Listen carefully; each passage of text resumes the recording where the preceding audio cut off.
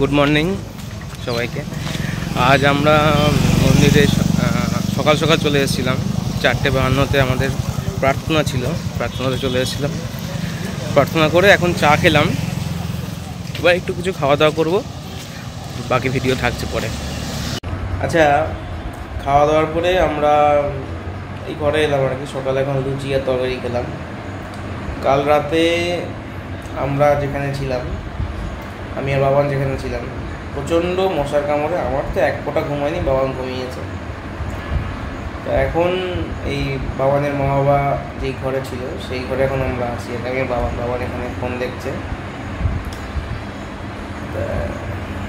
আমার প্রচণ্ড ঘুম পাচ্ছিল। সকালে প্রার্থনার সময় প্রার্থনা হয়ে গেল, আলোচনা যখন হচ্ছিল প্রচণ্ড ঘুম পাচ্ছিল। অস্বীকার করে লাভ নেই, ঘুম যখন পাচ্ছিল। এখন যাব ঘুরতে আমরা। কাল রাতে একটা অটো বুক করেছি। এবং কত টাকা নিয়েছে? কত নেবে বলেছিল অটো? 800। আচ্ছা, অটো বলেছিল 800 নেবে, বোধহয় 700-তে হয়ে যাবে। এখন প্রচণ্ড মেঘ করেছে বাইরে, জানি না কি হবে, দেখি কি হয়, কতটা করতে পারি। সত্যি বলতে আমার এখন ঘুম পাচ্ছে, এখন যাবো না দেখলে এই সুযোগ ছাড়া যাবে না, যাই ঘুরে আসি। এখন একটু বাবানের মা বাবা দাদা বৌদি খেতে গেছে, ওর বোনে গেছে, আমি একটু শুয়ে আছি, খেতে ভালো লাগছে না। তো আমরা এখন বেরিয়ে পড়েছি। আমরা এখন যাব হচ্ছে আমার বাবা বোঝাচ্ছে। তো এখন আমরা যাবো, দেখি ড্রাইভার আমাদের কোথায় নিয়ে যায়। তো গিয়ে ওখানে আমরা নেক্সট বলছি। আমরা অটো করে ঘুরতে এসেছি প্রথম একটা স্টপেজে, দেখা একটু চলুন। এই জায়গাটার কথাটা আমাদের বলেছিল হচ্ছে যে অটো ড্রাইভার তিনিই বলেছিলেন। তারপরে আমরা চলে এলাম এখানে নলক্ষা মন্দিরে। এই মন্দিরের এন্ট্রান্সটা নাকি আগে অন্যদিকে ছিল, এখন এই দিকে করেছে। তা এই মন্দিরটার বিষয়ে একটা কথা বলি। আমাদের গত দুর্গাপুজোতে আমাদের কালীনারায়ণপুরে একটা প্যান্ডেল হয়েছিল এই মন্দিরের আদলে। তা মন্দিরটা দেখে আমি চিনতে পারি যে আমি এই প্যান্ডেলটা দেখেছি এই মন্দিরের আদলে। তো দেখলাম না, সেই মন্দিরটাই। খুব সুন্দর ভিউটা এসছে এখানে। তা টুকটাক করে ভিডিও ফটোশ্যুট সবই হয়েছে এখানে।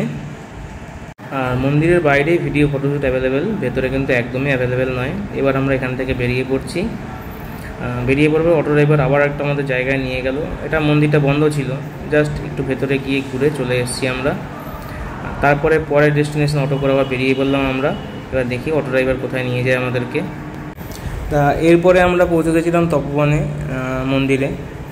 তা পাহাড়ে বেশ কিছুটা সিঁড়ি দিয়ে উপরে উঠেছিলাম, বাট এখানে গিয়ে না বৃষ্টি শুরু হয়ে গেল। তা আমি আর বাবানের মা এখানে বসেছিলাম, বাবানের বোন দাদা উঠেছিল। তা আমরা এখানে বসেছিলাম, সাইট সিন দেখছিলাম। উপরে বৃষ্টি হয়ে গেছিলো, স্লিপারি ছিল, সেই ভয়টা আর উঠিনি আমি। তো এখানে বসে শুধু সাইট সিন দেখছিলাম। এবার ফেরার পথে বৃষ্টি আরও জোরে হচ্ছিল, তা এখানে একটু ওয়েট করলাম। তবে একটা জিনিস বলি, এখানে কিন্তু হনুমানের উপদ্রব রয়েছে। আর একটা জিনিস, নিজের ব্যাগ আর জিনিসপত্র সাবধানে নিয়ে চলবেন সবাই। আর এইবার দেখাই, আমরা এখন টিকুট পর্বতের দিকে এগোচ্ছি। এই যে টিকুট পর্বত দূর থেকে দেখতে পাচ্ছেন। তা প্রচণ্ড মেঘলা আকাশ ছিল, ভয়ও লাগছিল যে কি হবে।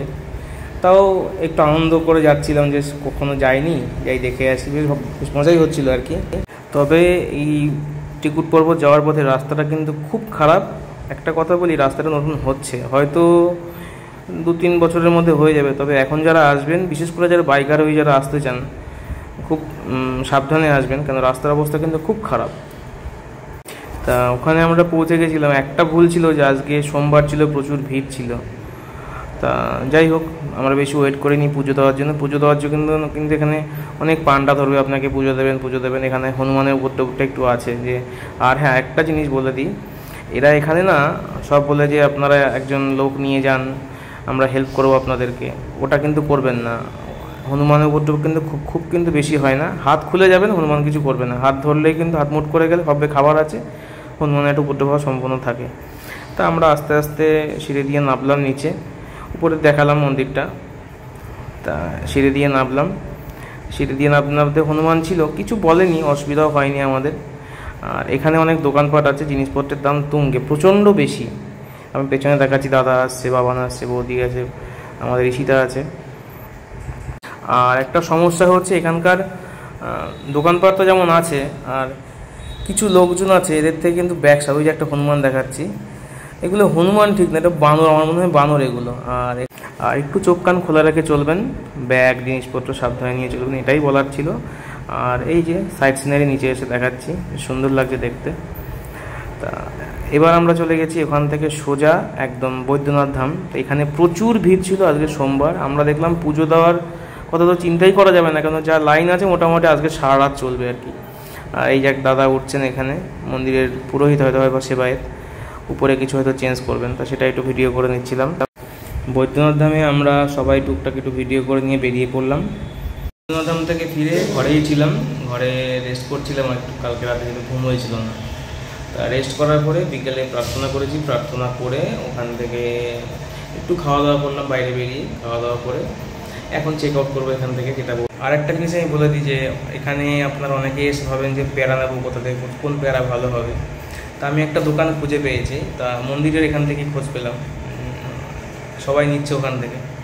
সেটা হচ্ছে বড়মা আর ঠাকুর অনুকূলচন্দ্রের যে সমাধি আছে সেখানে একটা দোকান আছে, দেখবেন টালির দোকান, অনেক পুরনো, ছোট্ট একটা দোকান, অনেক পুরনো দোকান। ওখান থেকে আপনারা পেয়ারাটা নিতে পারেন। সুভাষ ও শুভদের পেয়ারার দোকান, ওখান থেকে নিতে পারেন আপনারা। আমিও ওখান থেকেই নিয়েছি। আর বেশি দেরি করবো না, এখন আমরা হোটেল কি আমরা যে এখানে বুক করেছিলাম ঘর, সেখান থেকে এখন চেক আউট করবো। আমাদের ট্রেন আছে, এখন ট্রেন ধরে বাড়ি, কাল সকালে হয়তো বাড়ি পৌঁছে যাব। ভিডিওটা বড় করছি না, এখানেই শেষ করছি। টাটা। আর যারা এখন সাবস্ক্রাইব করেনি চ্যানেলটা প্লিজ সাবস্ক্রাইব করে দেবেন, লাইক কমেন্ট শেয়ার করতে ভুলবেন না। টাটা।